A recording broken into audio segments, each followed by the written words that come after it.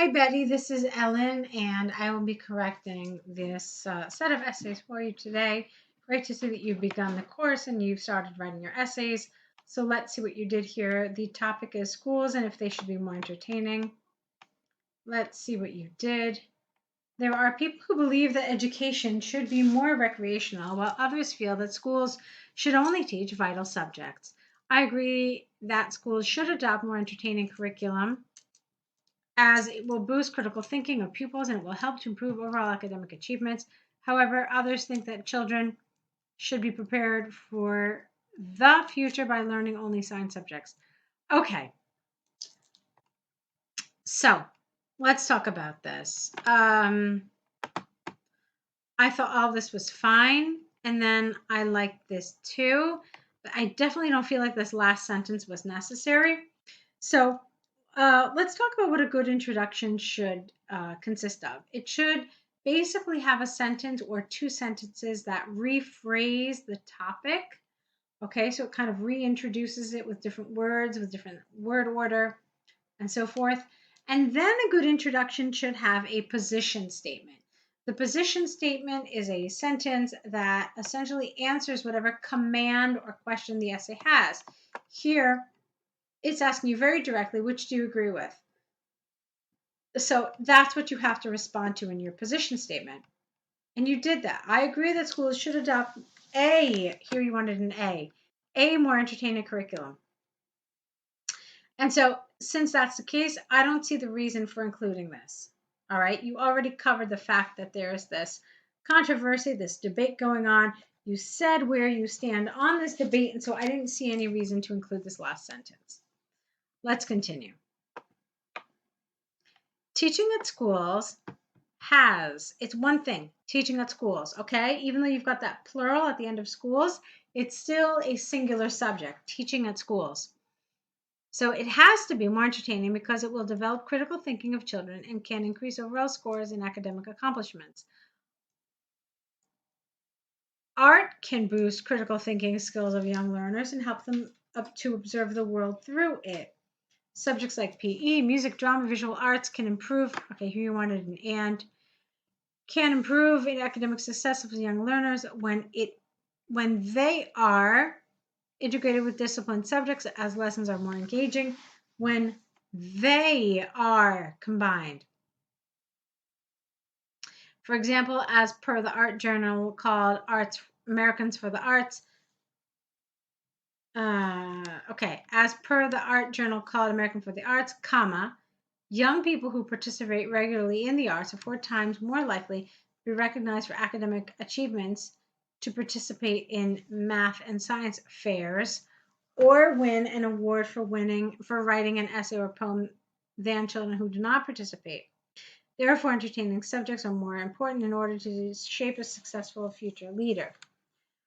All right, let's talk about this.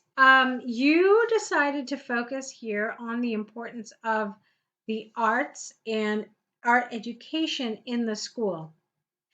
And while I like a lot of what you did, and I thought your coherence and cohesion was good, I want to tell you that talking about the arts and drawing and painting and poetry, it doesn't necessarily mean that this is entertaining. So, say for example, you're a student who really enjoys sports, okay? And maybe you're not that artistically inclined. Having lessons that focus on art or poetry are not going to seem entertaining to you. They're going to seem like a major drag. So the reason why I'm talking about this is because a lot of times in this essay, there's a misunderstanding about what we mean by the term entertaining. Think about shows that are entertaining. Think about movies that are entertaining. What happens when we are entertained? We laugh. We feel very light. We feel kind of like a light-hearted mood. So it's because these entertaining programs are funny, they're amusing, they make us laugh, and they kind of make us think about things that aren't really very serious. Okay, so this is what we mean by entertaining. So when you see that word entertaining, you have to ask yourself, what kind of school lessons provide these feelings that I described? And how can you establish a paragraph based on lessons that include this idea of entertainment? Okay, so all of this information about art, while, yeah, a lot of kids really love the arts in schools, it doesn't mean necessarily that it's entertaining. It can also be really hard work, it can be frustrating, and it can be rather demanding. So I would not have focused on the arts only. Maybe instead you could have focused on games in the classroom, on play in the classroom, on fun movies and maybe including television shows and so forth. Role play, you could have talked about. Okay.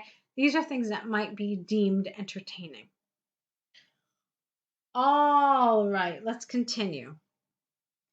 Nevertheless, others believe that schools should focus solely on giving scientific knowledge to children because they consider that, first of all right, this is not a full sentence.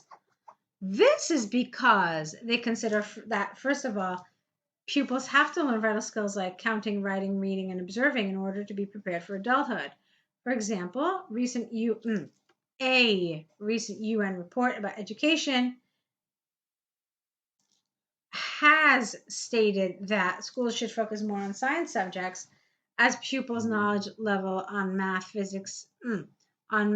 and physics is decreased significantly worldwide in current years. Therefore, some people's viewpoint regarding only teaching vital subjects can be relevant at the moment. All right, there are a couple of things that I want to talk about in this paragraph. First of all, it should be schools should focus more on science subjects as pupils' knowledge level on math and physics has decreased significantly in current years. Okay, that's the right way to do this. And then I want to talk about this paragraph in general. So we've already established what the topic is, okay? And it's where is it? Okay. You've got these two opinions and they're asking you which of the two opinions you agree with. You've already told us in your introduction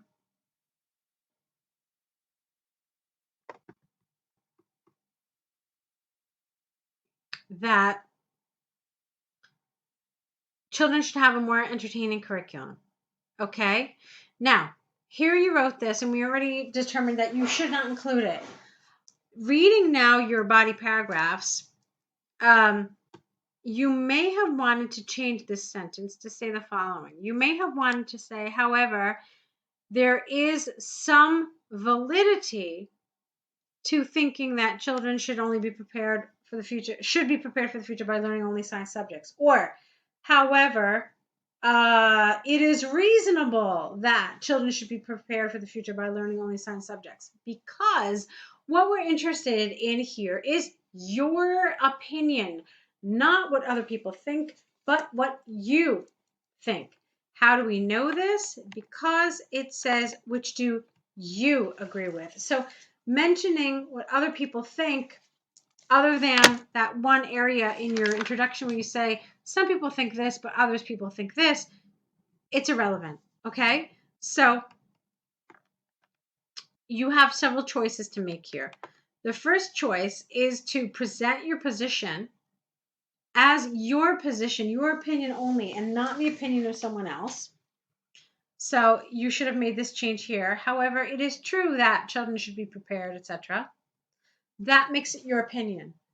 Then here you need to, again, get rid of this idea of others, because the essay is not asking you about others. It's which do you agree with? Okay. So you could have said here instead, however, it is true that schools should focus solely on giving scientific knowledge. Okay. That makes it sound like it's your opinion. This is your position. This is what you believe. And it's okay. But focusing this entire paragraph on what others believe is not really important. We want to know what you think about this. Okay, so you have to frame it as your position. Let's continue. In conclusion, some individuals seriously contend that children need to be taught only important subjects like math, literature, physics, and you keep forgetting your ands, and physics at schools, as these lessons can well prepare them for the future. Despite the arguments given above, I agree that educational institutions ought to include more amusing subjects like art, music, PE, and drama in order to make the learning process more engaging, which, as a result, enables the learners to achieve high academic scores. Okay, so I think we've talked considerably about how to frame this, and all of this is really related to task achievement. So this is how you could do this to help you get a higher task achievement score.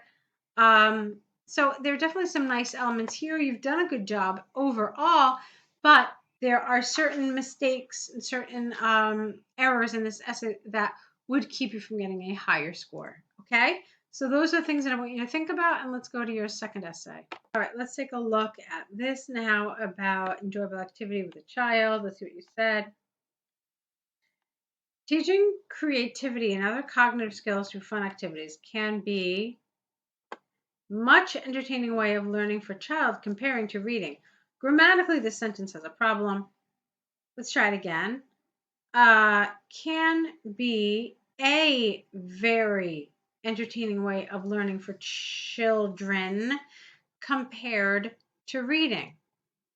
All right, despite is not used like this. You want to say here, however. However, we cannot underestimate the power of reading for the development of the young generation, as it is one of the most efficient ways of acquiring knowledge and learning creativity through imagination. Okay, so as you can see, it was essentially grammar that made this less than ideal. Other than that, I thought it was fine. I thought you did a good job overall.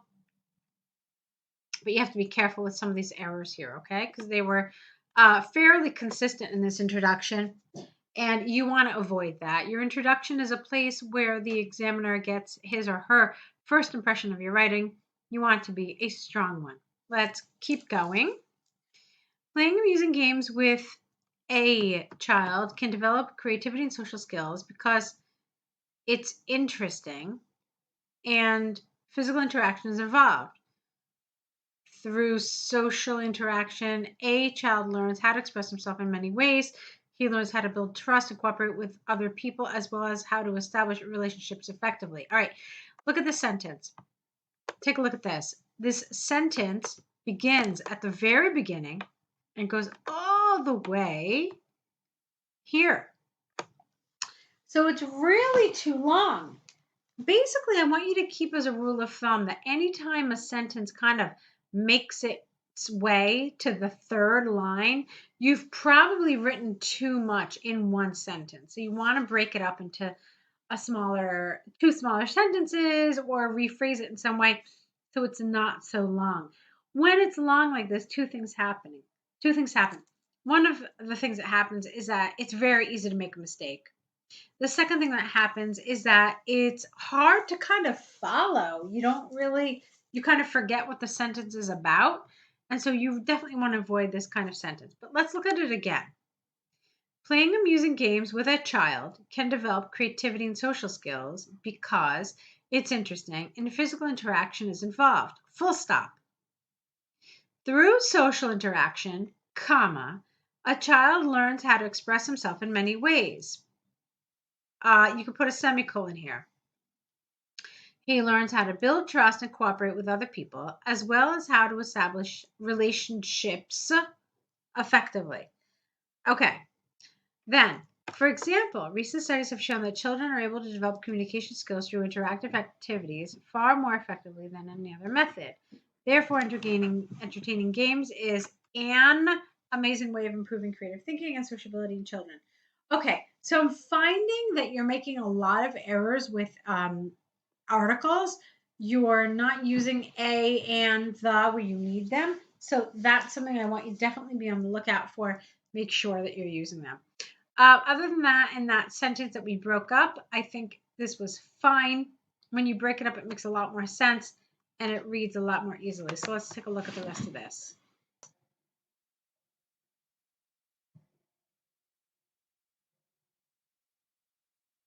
However, reading is considered to be the most efficient method of teaching creativity through fantasy and the best way of developing academic skills. While reading a book, comma, the child's mind will be in the world of wonders.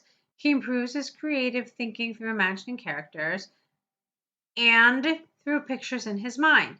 It also elevates his literacy skills as he can enlarge his vocabulary, which will help him advance academically in all areas of study at school. For example, Albert Einstein once said, if you want your child to be intelligent, comma, read for him a tale, full stop. If you want him to be, or rather semicolon here, if you want him to be more intelligent, then with an EN, read more tales. Okay. Therefore, through reading a book, comma, children can be taught many things, including creative thinking, and they can refine their academic skills. Okay, let's see. Obviously this had some mistakes with the grammar, commas and articles. Yet again, we can see this is a consistent area that you're going to need to work on throughout the course. I wanted to talk a little bit about the way you developed this and the progression of your ideas. And the progression is something that falls under coherence and cohesion. So, what did you tell us? You told us that it is the most efficient method of teaching creativity and the best way of developing academic skills. So, you told us that creative thinking, imagining characters through pictures. Fine. Literacy skills. Okay, vocabulary and advanced academically. While I loved the example from Albert Einstein, I can't entirely agree that it fully supported your position here.